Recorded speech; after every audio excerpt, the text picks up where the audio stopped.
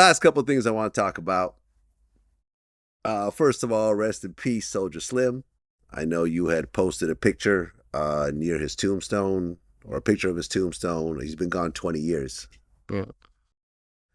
I remember me and Bun B were working together at the time. He was doing a verse on my Tupac mixtape on Rap Phenomenon 2. And I was waiting for him to send the verse. I remember I called him, and I had just read that Soulja Slim got killed. And I remember I'm like, oh, did you hear about what happened to Soulja Slim? He's like, no, what happened? I said, he just got killed. He was like, oh, man. I said, did you know him? He said, very well. And he was like, well, he was always on that real shit. And so, unfortunately, this doesn't completely shock me that this happened. Not in a belligerent way, but just kind of like, well, you can't be totally, because I guess he would get high and he would rob people, and, that comes back to you, that type of situation. Because he did have some drug issues when he was alive. How well did you know Soulja Slim? I mean, I knew him as a rap friend, my partner. Yeah. We was like the hottest people in Louisiana, Yeah. So we was on shows together. We had just did Hammond together, just did Shreveport. Like, we popped a few pills together. I mean, good nigga. I mean, I looked at him like I look at myself. If I would have died around that time, they would have said the same thing about me. Fair enough. I mean, we was living what we was rapping. Yeah, and I remember interviewing Juvenile, and I remember how Slow Motion was like the hottest song in the world. Yeah. I remember when I was hanging out with BMF, like that song was constantly in rotation everywhere we went. Yeah. And that was actually Soulja Slim's song that he gave to Juvenile to get on it, because Juvenile was a bigger artist at the time. Yeah. So he was like, hey, this is my song, but why don't you jump on it, because it's going to make the song bigger. And he was right. Right. And you get your first #1 song with Slow Motion.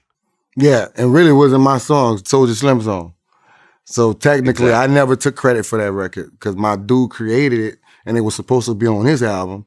And he kind of like, he went to my brother and asked my brother to talk to me, like talk your brother into putting it on his album. I think it'd be a better look on Universal than the company he was signed to. So that's how that went. But that was pretty much Soulja Slim #1 single. So if you want to be technical, I never had a #1 single.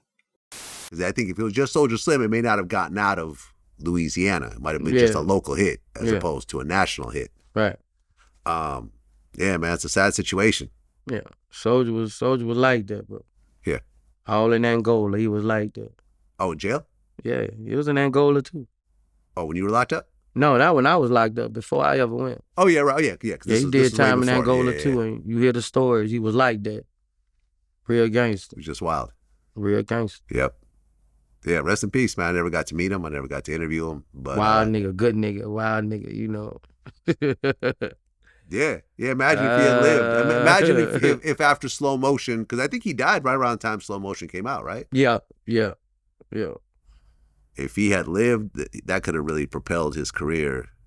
Oh, he was gone, bro. He was 2 steps from really taking off, bro. Like, he had just came home. He was doing his thing, bro. I mean, that last CD he had was so hard, bro. Like, we was on a lot of shows together, bro.